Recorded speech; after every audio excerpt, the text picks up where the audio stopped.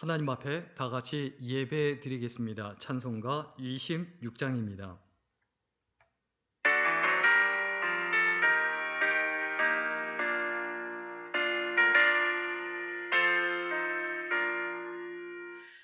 구세주를 아는 이들 찬송하고 찬송하세.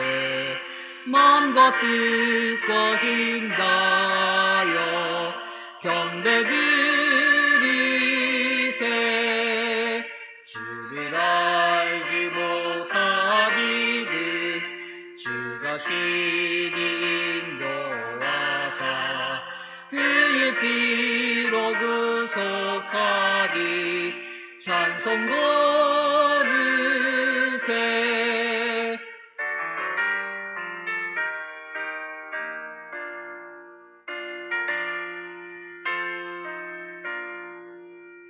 약한 사람 도움받아 시험 중에 참게 되리. 모든 죄를 이길 힘은 믿음뿐이라. 진리 되신 우리 주는 영원토록 변함없네. 성도들아 주를 믿어 길이 섬기세. 사도신경으로 신앙 고백하겠습니다. 나는 전능하신 아버지 하나님, 천지의 창조주를 믿습니다. 나는 그의 유일하신 아들 우리 주 예수 그리스도를 믿습니다. 그는 성령으로 잉태되어 동정녀 마리아에게서 나시고 본디오 빌라도에게 고난을 받아 십자가에 못 박혀 죽으시고 장사된 지 사흘 만에 죽은 자 가운데서 다시 살아나셨으며 하늘에 오르시어 전능하신 아버지 하나님 우편에 앉아 계시다가 거기로부터 살아있는 자와 죽은 자를 심판하러 오십니다. 나는 성령을 믿으며 거룩한 공교회와 성도의 교제와 죄를 용서받는 것과 몸의 부활과 영생을 믿습니다. 찬송가 79장입니다. 79장 다 같이 찬양 드리겠습니다.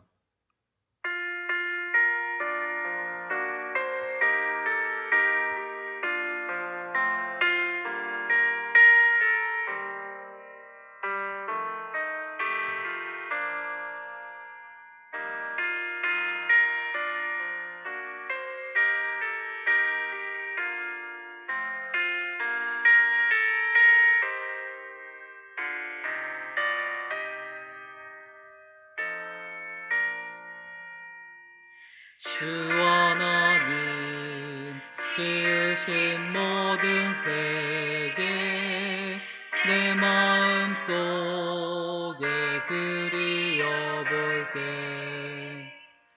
하늘의 별 울려 퍼지는 외성 주님의 거룩 우주에 찬네. 주님의 높고 위대하심을 내 영혼이 찬양하네. 주님의 높고 위대하심을 내 영혼이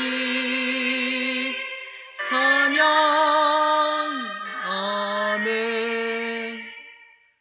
소리나 험한 산 골짜기에서 지저귀를 저 새소리들과 고요하게 흐르는 시냇물은 주님의 솜씨 노래하도다. 주님의 높고 위대하심을 내 영혼이 찬양하네. 주님의 높고 위대하심을 내 영혼이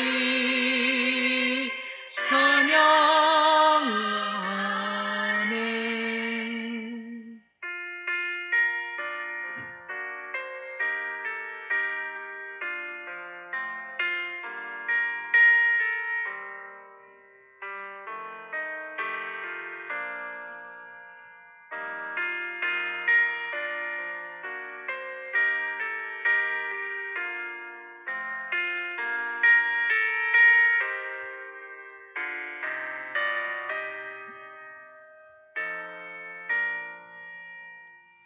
주 하나님 독생자 쉼없이 우리를 위해 보내주셨네.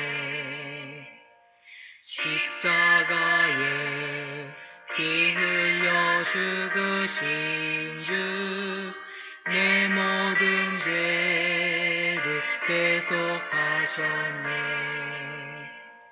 주님의 높고 위대하심을 내 영혼이 찬양하네. 주님의 높고 위대하심을 내 영혼이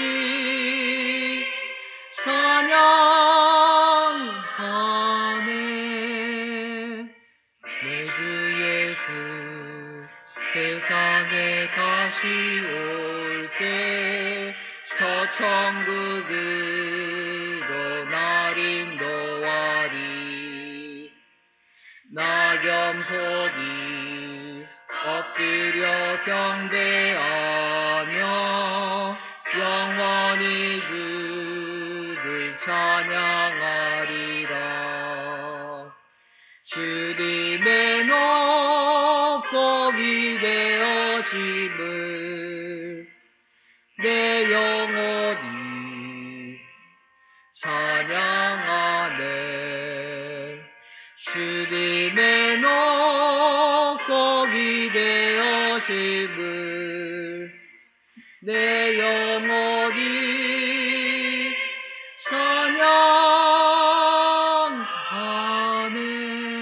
찬양하네. 이 시간 하나님 앞에 기도드리겠습니다. 살아계신 하나님, 오늘도 저희들 예배자로 불러주시고 또 하나님 앞에 예배하며 경배하며 또 주의 말씀을 묵상하며 우리의 입술로 하나님을 찬양하게 하신 것을 감사드립니다. 여기까지 생명을 연장시켜 주시고 또 여기까지 도우시는 에베네셀이라는 도움의 도를 세우시며 또 우리의 마음에 하나님을 향한 간절함과 하나님 나라를 향한 사명과 뜨거움이 끊이지 않도록 붙들어 주신 것을 감사드립니다.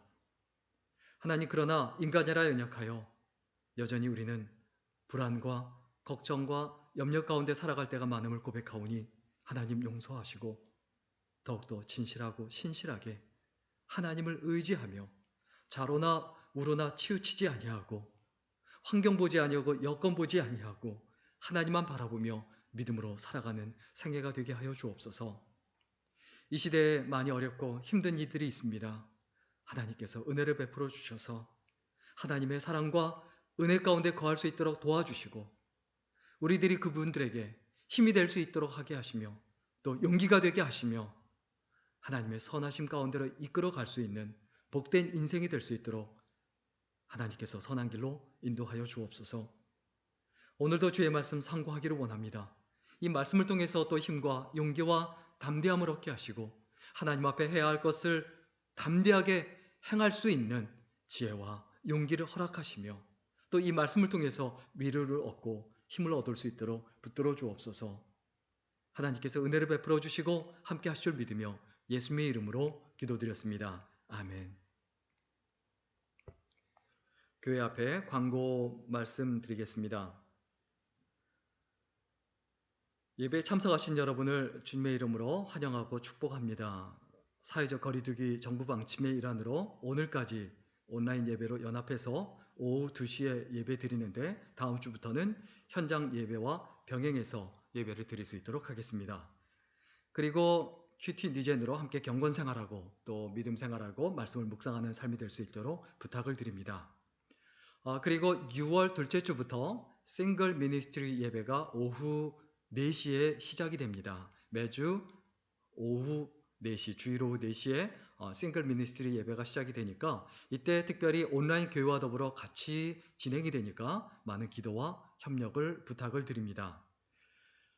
교회 설립 2주년 기념 찬양 축제가 연기가 됐는데 조만간에 우리 같이 이 귀한 감사의 시간을 가질 수 있도록 이 축제 시간을 가질 수 있도록 기도해 주시고 준비해 주시기를 부탁을 드립니다.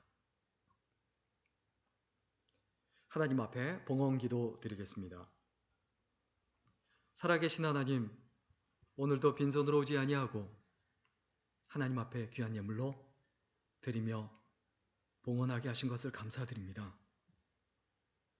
하나님 앞에 드리는 이 제사를 통하여 하나님께 가까이 나아가며 하나님과 동행하며 하나님께 더 깊은 은혜를 입을 수 있도록 붙들어 주시고 주님과 동행하는 삶이 될 수 있도록 인도하시고 함께하여 주옵소서. 특별히 저희들 하나님 앞에 10분의 1은 하나님의 것인 줄 알아서 구별하여 드리오니 하나님 기뻐 받으시고 늘 주님과 동행하며 하나님께 쓰임받으며 하나님께서 부어주시고 채워주셔서 이 시대를 위하여 이때를 위하여 아름답게 우리가 가진 물질을 사용할 수 있도록 풍족히 채워주시고 어딜 가서 무엇을 하든지 간에 형통할 수 있도록 인도하여 주옵소서. 또 여러 가지 제목으로 감사해서 감사 예물 드리오니 감사할 때마다 더욱더 감사의 조건들이 넘쳐나며 감사함으로 승리하는 생애가 되게 하여 주옵소서. 또 하나님 앞에 주정 헌금으로 선교 헌금으로 또 우리의 마음과 정성과 그리고 하나님을 향한 간절한 신앙을 담아 믿음을 담아 귀한 예물 드리오니 기뻐 받으시고 하나님과 동행하며 하나님 앞에 신실하게 살아가는 삶이 끊이지 않도록 늘 붙들어 주시고 선한 길로 인도해 주옵소서. 감사드리며 예수님의 이름으로 기도드렸습니다. 아멘.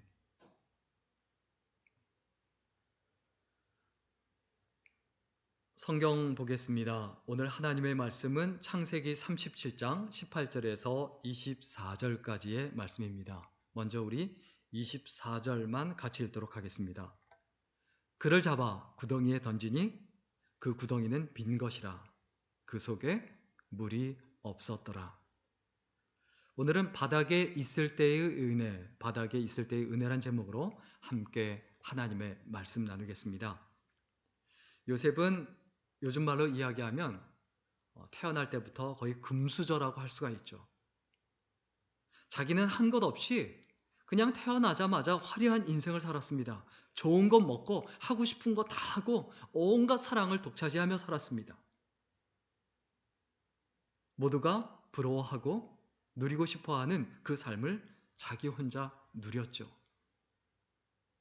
그런데 이것이 하나님께 문제가 되었어요. 자기는 좋지만 하나님께 문제가 되고 그리고 주변에 있는 사람들에게 문제가 됩니다. 이것으로 인해서 하나님께서 요셉을 쓰실 수가 없으셨기 때문입니다.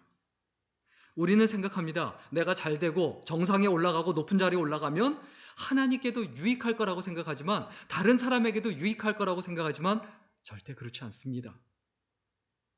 우리가 어떤 인생이 되어야 합니까? 내가 잘 먹고 잘 살고 허회호식하며 내가 하고 싶은 것 마음껏 하며 산다. 이게 중요한 게 아니라 내가 하나님께 쓰임받을 수 있는가? 내가 다른 사람들에게 유익이 될 수 있는가? 기쁨이 될 수 있는가? 이것을 고민해야 합니다. 요셉은 이때 어리기도 했지만 그런 고민이 전혀 없었습니다. 결국 요셉의 문제는 뭐였습니까? 시기와 질투의 대상이 됐다는 거예요. 미움과 분노의 대상이 되었다는 거예요. 가장 가까이서 요셉을 지켜보고 있던 그 요셉의 형들은 요셉을 어떻게 평가하고 있었습니까? 먼저 18절에 보면 요셉이 그들에게 가까이 오기 전에 그들이 요셉을 멀리서 보고 죽이기를 꾀하여. 요셉은 기껏해야 형들에게 어떤 사람이었습니까? 그냥 죽이고 싶은 사람에 불과해요. 왜 그렇습니까? 요셉이 몰랐던 게 있어요. 자기가 어떻게 살아왔는지 살아온 과거를 모르는 거예요. 왜 그가 죽이고 싶은 사람이 됐습니까? 그렇게 살았기 때문에 그래요. 우리는 우리 자신의 과거를 돌아보며 지난 날들을 돌아보며 어떤 사람이었는지, 그리고 그 결과가 지금 이 현재 나의 모습이며 다른 사람에게 평가받는 모습이라는 것을 기억해야 합니다.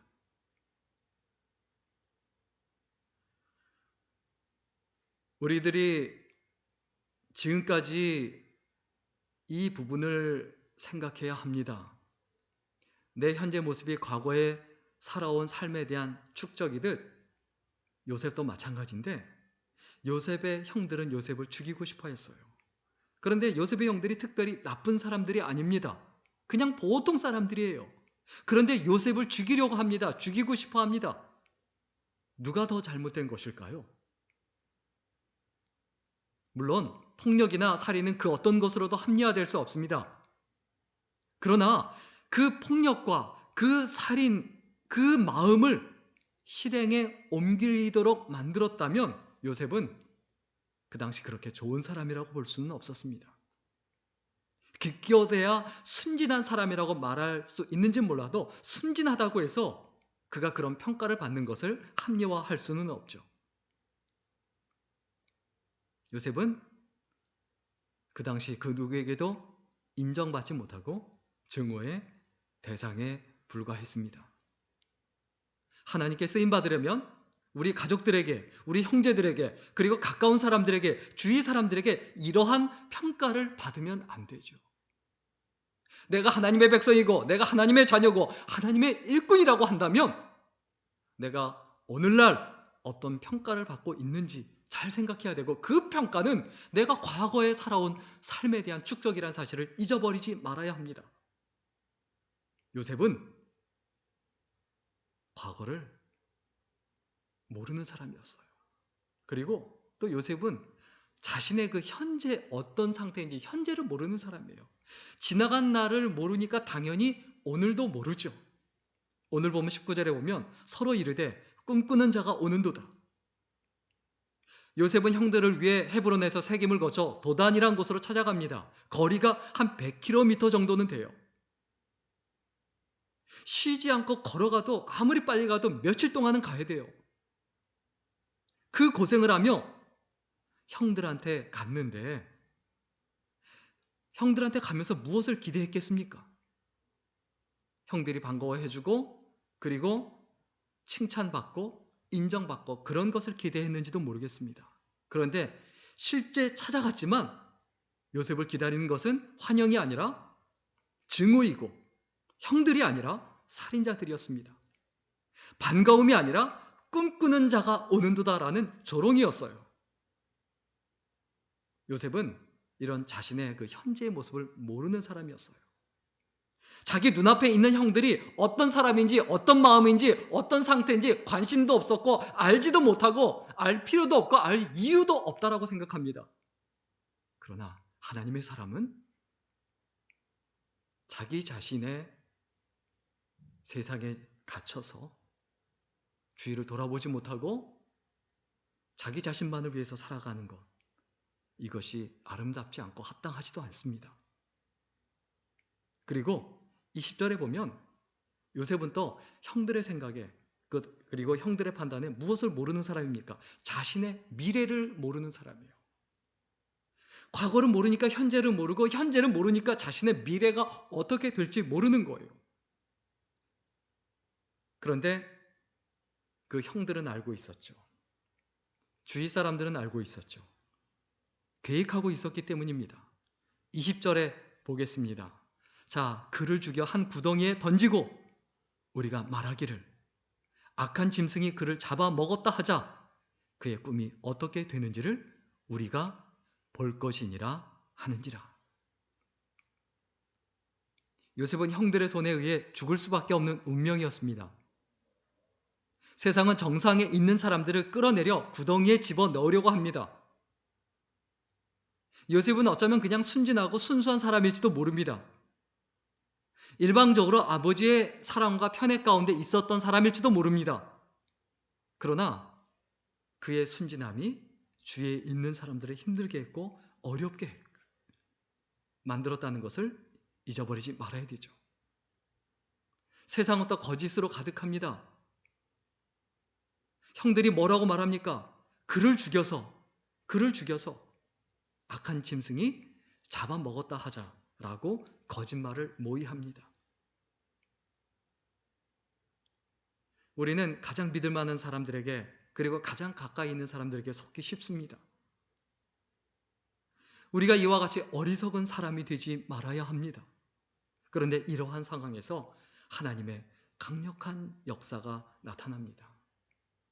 그럼에도 불구하고 요셉을 미워함에도 불구하고 그를 도우려는 사람이 있었어요. 장남 르우벤이에요. 21절과 22절에 보면 르우벤이 듣고 요셉을 그들의 손에서 구원하려 하여 이르되 우리가 그의 생명은 해치지 말자. 르우벤이 또 그들에게 이르되 피를 흘리지 말라. 그를 광야 구덩이에 던지고 손을 그에게 대지 말라 하니 이는 그가 요셉을 그들의 손에서 구출하여 그의 아버지에게로 돌려보내려 함이었더라. 우리 주변에도 보면 가끔 선한 마음을 가진 분들이 있습니다. 그런데 실제로는요, 그게 도움이 되지 않습니다. 좋은 마음 가지고 좋은 뜻을 가지고 있다고 해서 그가 혼자 힘으로 할 수 있는 것은 없어요. 세상이 구조적으로 악합니다. 그 구조적으로 악한 가운데 혼자 선하게 살 수 있냐? 그게 안 된다라는 거예요. 그런데 요셉을 극진히 사랑하는 아버지 야곱은 어떤 상태에 있습니까? 아무것도 모릅니다. 오히려 자기가 가장 사랑하는 자식을 사지로 내몰고 있었어요. 결국 요셉을 죽이고 공경에 빠뜨린 사람은 누굽니까? 그 아버지의 사랑이에요. 인간적인 사랑이, 조건적인 사랑이, 편애하는 사랑이, 세상적인 사랑이 오히려 힘들게 하고 어렵게 만들 수 있다는 사실을 잊어버리지 말아야 합니다. 인간의 사랑에는 한계가 있습니다. 인간의 의도에는 한계가 있습니다.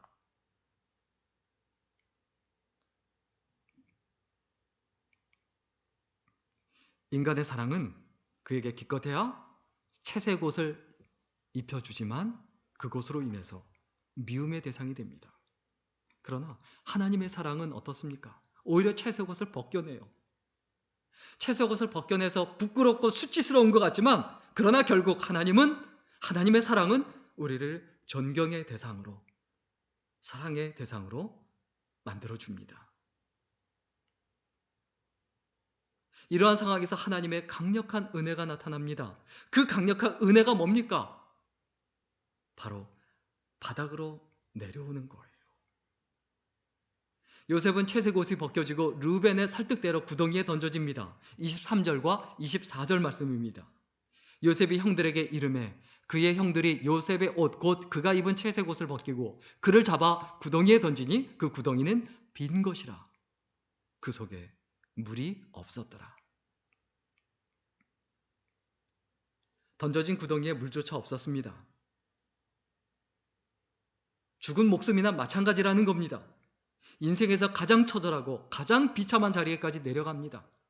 인생에서 가장 처참한 자리에 있게 되지만 그 처참한 자리에 있다는 것보다도 하나님의 사랑과 은혜가 훨씬 크다는 것을 우리는 잊어버리지 말아야 합니다. 우리가 바닥에 있다고 해서 내가 버려진 인생이 아니에요. 하나님께서 우리를 가장 사랑하고 계시고 우리를 향해서 모든 것을 만들어 놓고 예비하시는 순간이라는 것을 잊어버리지 말아야 합니다. 하나님은 욥이 가장 부유하고 화려할 때가 아니라 가장 처절하고 별 볼 일 없을 때 가장 자랑스러워 하셨습니다. 하나님은 다윗이 전쟁에서 승승장구하며 춤을 출 때가 아니라 밤새도록 울며 침상을 적실 때 여디디야라고 불러주시며 가장 사랑하셨습니다. 여디디야, 그 뜻이 뭡니까? 솔로몬의 이름이지 않습니까? 하나님의 은혜는 우리가 정상에 있을 때나 바닥에 있을 때나 동일합니다. 그러나 하나님의 사랑은 우리가 가장 힘들어할 때 가장 빛이 난다는 것을 잊지 말아야 합니다. 이와 같이 하나님의 사랑은 정상에 있을 때나 그리고 바닥에 있을 때나 동일하게 은혜를 베풀어 주십니다. 그러나 바닥에 있을 때만이 주어지는 은혜가 있어요. 바닥에서 많이 받을 수 있는 축복이 있다라는 겁니다. 그 은혜와 축복을 바닥에 있으면서 힘들면서 어려운 가운데 있으면서 누려야 돼요. 바닥에서 우리가 누릴 수 있는 그 은혜는 뭡니까? 하나는 낮아짐을 통해 바닥 생활을 통해 겸손을 소유하게 됩니다. 사람의 인격에서 겸손만큼 중요한 것은 없습니다. 겸손은 사람을 옆에 머물게 하고 자기 자신에게서 벗어나 하나님과 하나가 되게 합니다. 그래서 위대한 믿음의 사람은 한결같이 동일하게 겸손합니다. 두 번째로 바닥에서 우리가 누릴 수 있는 은혜는 뭡니까? 아픔을 통해 이해의 폭이 넓어집니다. 비슷한 처지에 있는 사람들을 마음 깊이 이해하게 되는 은혜가 주어집니다.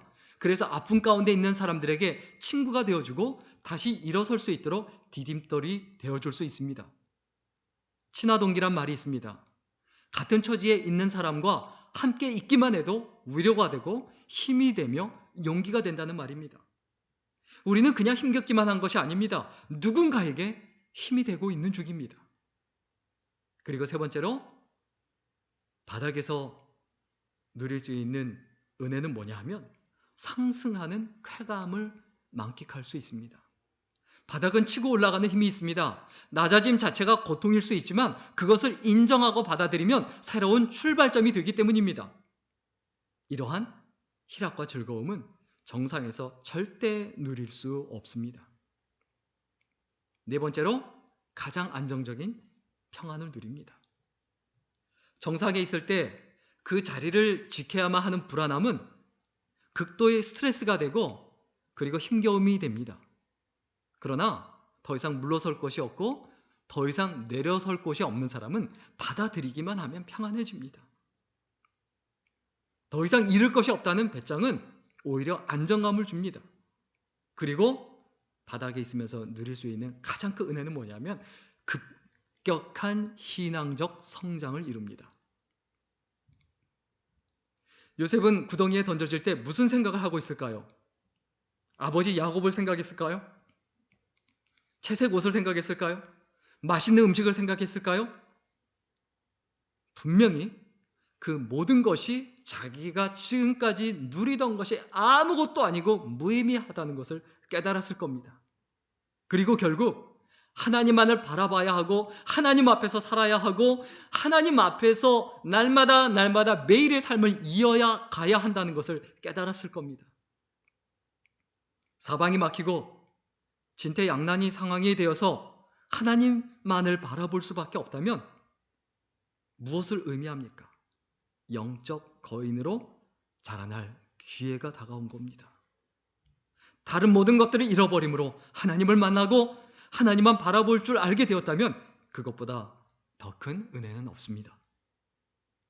우리는 지금 많이 어려운 시대에 살고 있습니다. 요셉처럼 무지한 단계에 있을 수 있습니다.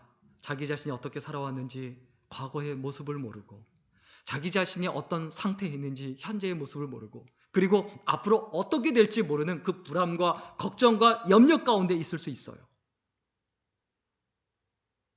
그러나 중요한 것은 우리가 구덩이에 던져지는 그 단계에서 우리가 누려야만 하는 은혜가 있습니다. 그 은혜가 뭡니까? 하나님만 바라보게 되는 거예요. 어떠한 가운데서도 하나님의 선하심을 믿고 그때마다 베풀어 주시는 하나님의 은혜를 마음껏 누리시기를 주의 이름으로 간절히 축원합니다. 기도하겠습니다. 살아계신 하나님, 요셉을 통해 우리들의 과거의 모습과 현재의 모습을 살펴보며 앞으로 우리가 어떤 생애를 살게 될지 다시 한번 생각해 보았습니다. 우리의 미련함이, 우리의 욕심이 하나님 나라의 장애가 되지 않도록 도와주시고 이 세상의 희망이 될 수 있도록 힘겨운 자리에서 그리고 바닥에서 정말 누리고 얻어야 될 그 축복과 그리고 그 은혜를 깨닫게 하시며 그리고 하나님께서 원하시는 아름다운 모습으로 성장해서 이 시대에 없어서는 안 되는 소중한 인물, 귀한 인물이 될 수 있도록 축복하시고 인도해 주옵소서. 감사드리며 예수님의 이름으로 기도드렸습니다. 아멘. 찬양 드리겠습니다. 찬송가 292장입니다.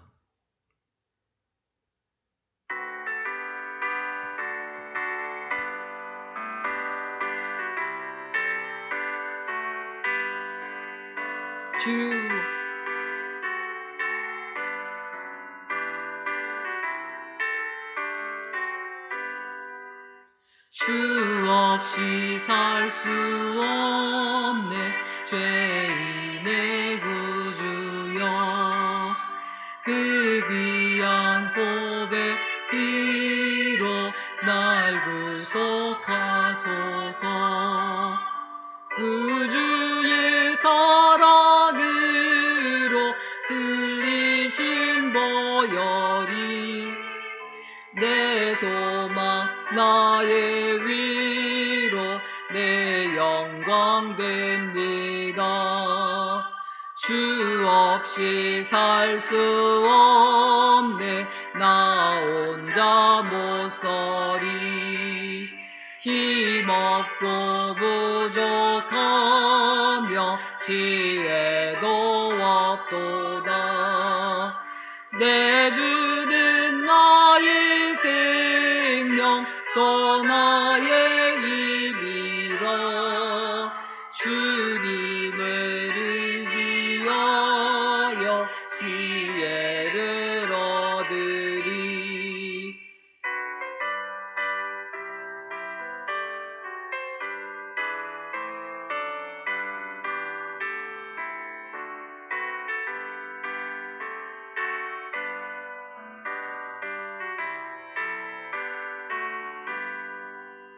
주 없이 살 수 없네 내 주는 아신다 내 영의 깊은 간구 마음의 소원은 주밖에 나의 마음을 위하라 주리요 내 마음은 위로하사 평온케 하시네 주 없이 살 수 없네 세월이 흐르고 이 깊은 고독 속에 내 생명 끝나도 사나운 흥락이 때 날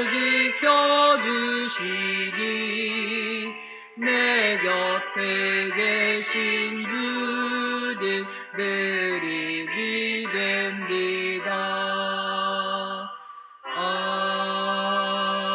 아멘. 기도하겠습니다. 살아계신 하나님, 이제 또 세상에 나아가서 각자의 자리에서 믿음으로 살기를 소원합니다. 우리들의 걸음걸이, 순간순간 모든 것들이 하나님의 사랑이 되게 하시고 하나님의 은혜가 되게 하여 주옵소서. 우리가 먼저 하나님의 사랑과 은혜를 마음껏 누리게 하셔서 어느 자리에 있든지 간에 주위에 있는 이들에게 하나님의 은혜가 될 수 있도록 축복하시고 인도하여 주옵소서. 그래서 하나님 앞에 섰을 때 잘했다 칭찬받고 인정받는 아름다운 생애가 되게 하여 주옵소서. 이제는 우리 주 예수 그리스도의 은혜와 아버지 하나님의 무한하신 사랑과 성령님의 감동 감화위로 충만케 하심이 여기 모여있는 모든 귀한 하나님의 백성들 위해 이제로부터 영원까지 함께 있기를 간절히 축원합니다. 아멘.